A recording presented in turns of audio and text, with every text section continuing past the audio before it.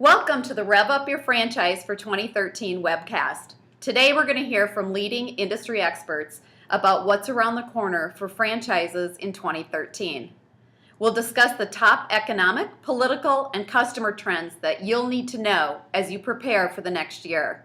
And to keep things interactive, if you have any questions during this webcast or after, our Twitter handle is @BluewaterBrand, and be sure to use the hashtag RevUp2013. Our first topic will be what does the future hold for franchises in 2013, presented by Paul Rocchio from the IFA, International Franchise Association. And our second topic will focus on becoming customer obsessed, presented by Doug Donaldson from Stone Arch Bridge Group, a leading data and analytics firm.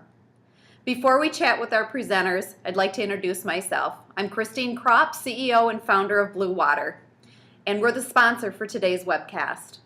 Bluewater is the leading one-to-one marketing agency for multi-unit operations like franchises, sales-based, dealer-based operations. We provide strategies, best practices, and tools for one-to-one marketing at the local level, which then provides the franchisees the ability to engage with their customers on a more personalized basis. To learn more about Bluewater and franchise marketing, please visit bluewaterbrand.com. Okay, so let's jump in and get started. I'm excited to introduce Paul Rocchio, the Director in Development and Member Services at the IFA. Paul joined the IFA in 1999 and is responsible for the retention and recruitment of new members while creating value-added benefits and services to existing members. Paul is coming to us out of Washington, D.C. Thanks for joining us, Paul. Oh, you're welcome. Thanks. Glad to participate today. We are too. Go ahead and take it away. Well, thank you. Well, I'd like to go over a couple things with you related to what the future holds for franchise businesses in 2013 and kind of what's going on right now in terms of the economic outlook. The most up-to-date information we have is currently through August of 2012, and I'll tell you, there's a bit of a positive outlook going on right now. I mean, things aren't great by any means, but things are starting to pick up a little bit. So the franchise business economic outlook forecasts the number of franchise establishments to increase by 1.5% in 2012. It's down slightly from the previous forecast in May of 1.7%. It estimates that the net increase in establishments in 2012 is 10,995 compared to a decline of 3,984 establishments in 2011. So things are picking up a bit. Since 2007, the franchising industry has lost more than 23,000 establishments due to the recession and its lingering effects on consumer confidence, the housing market, credit access, and jobs.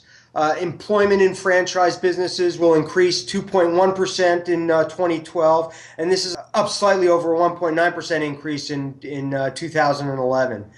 Franchise businesses will add 167,000 jobs in 2012 compared to 150,000 jobs in 2011. And according to our reports, the rate of job growth compares favorably to the overall private sector economy, with an estimate of only 1.8% in 2012. And after declines in employment in 2009 and 2010, the net increase in jobs in the franchising industry since 2007 is 103,000. Economic output will increase 5.2% in 2012, and this is just down slightly from the 5.3% estimated in the May forecast that we had. And again, this forecast is based on August numbers from August. In nominal dollars, the franchising industry will provide $39 billion of output to the U.S. economy in 2012 compared to $35 billion in 2011. Challenges for small businesses. The challenges continue to be access to credit and also bank lending. IFA believes that business conditions for small businesses are not improving, and according to our reports, availability of credit continues to hamper small business growth. The FDIC's second quarter report on bank lending showed a small increase of about 0.2% after 3 years of decline. So things are getting a little bit better, but those are some of the challenges that are facing small businesses and specifically franchises today. A couple things we're looking at related to the second half of the overall economy. A slower GDP growth of 1.4% in the last half of 2012 due to reduced expectations for consumer spending, with factors such as high debt burdens, low housing prices, only modest employment growth, and uncertainty about government policies further weighing on the economy. And these are some of the things that we're looking into. Again, weak consumer confidence, high household debt burdens, low housing prices, and again, uncertainty about government policies such as taxes, healthcare, and cost impact. And some of those items are things that I will be discussing a little later on in today's webcast. Franchise business economic outlook as of August 2012. This will give you a nice visual. Franchise business growth by year from 2008 to August of 2012. This chart shows year-over-year changes in establishments, jobs, output, and GDP. You can see the effects on the recession in 2008 and 2009 period. And businesses start to rebound in 2010 and 2011 with the same steady but slow growth estimates for 2012. So, there is a bright spot here. It might not be great, but it's better than us seeing a decline. So things are starting to pick up a little bit. And some of the bright spots in franchising related to economic output, commercial and residential services, personnel services, real estate, lodging, business services, and retail products and services will increase output greater than the overall industry average of 5.2%.